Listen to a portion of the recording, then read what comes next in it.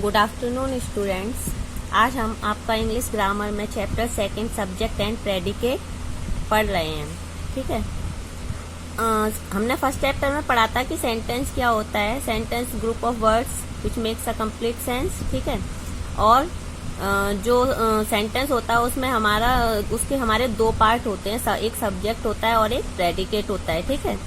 A sentence is made up of two parts namely a subject and a predicate. एक sentence में दो part होते हैं जिनके नाम सब्जेक्ट और प्रेडिकेट होते हैं। ठीक है। ये सेंटेंस है पूरा जिसमें सब्जेक्ट है और प्रेडिकेट है। ठीक है।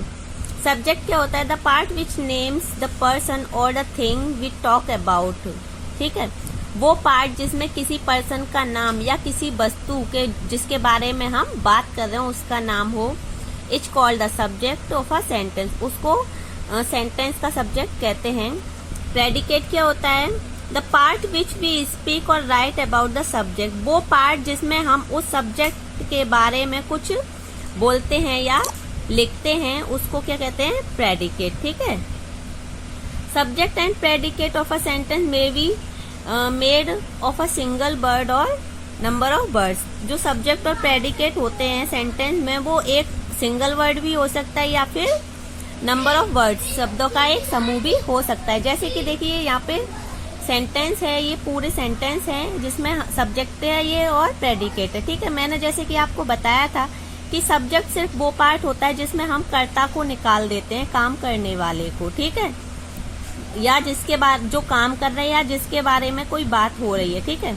और बाकी अदर जितना भी पार्ट होता है वो सब हमारा प्रेडिकेट में आ जाता है। जैसे कि करण लव्स टू प्ले क्रिकेट। करण को क्रिकेट खेलना पसंद है, तो सिर्फ हमने करण को सब्जेक्ट में डाल के अदर सब प्रेडिकेट है।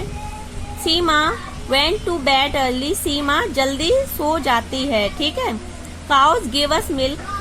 गाय हमें दूध देती हैं।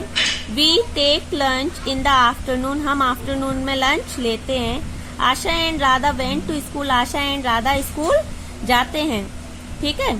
तो इस सब में जो ये हमारा काम करने वाले जो हैं, जो करता है, वो सब्जेक्ट केस में आ जाते हैं। अदर पूरा पार्ट जो उसका होता है वो प्रेडिकेट में जाता है। ठीक है।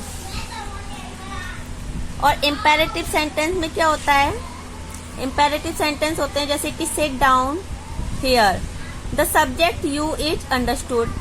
जब हम इम्पेरेटिव सेंटेंस में हम कोई बात करते, किसी को ऑर्डर दे रहे होते हैं, रिक्वेस्ट कर रहे होते हैं, तो वहाँ हमारा सब्जेक्ट जो है यू रहता है, जो कि हमारा साइलेंट रहता है। वर्क हार्ड, उसमें भी देखो यू आपका सब्जेक्ट है जो कि साइलेंट रहता है। ठीक है। तो यहाँ हमारा यू सब्जेक्टिव केस होता है। How to find subject of a sentence, तो कैसे करेंगे?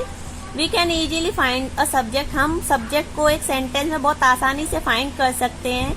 हम उसमें सिर्फ एक क्वेश्चन पुट करते हैं हु से और व्हाट से, कि ये कौन है और क्या है, और इनका जो आंसर आता है वही हमारा सब्जेक्ट होता है। जैसे राधा सिंग्स वेल, राधा अच्छा गाती है। क्वेश्चन रखिए आप, हु सिंग्स वेल, कौन अच्छा गाता है, आंसर आएगा राधा, तो राधा आपका सब्जेक्ट है। ठीक है।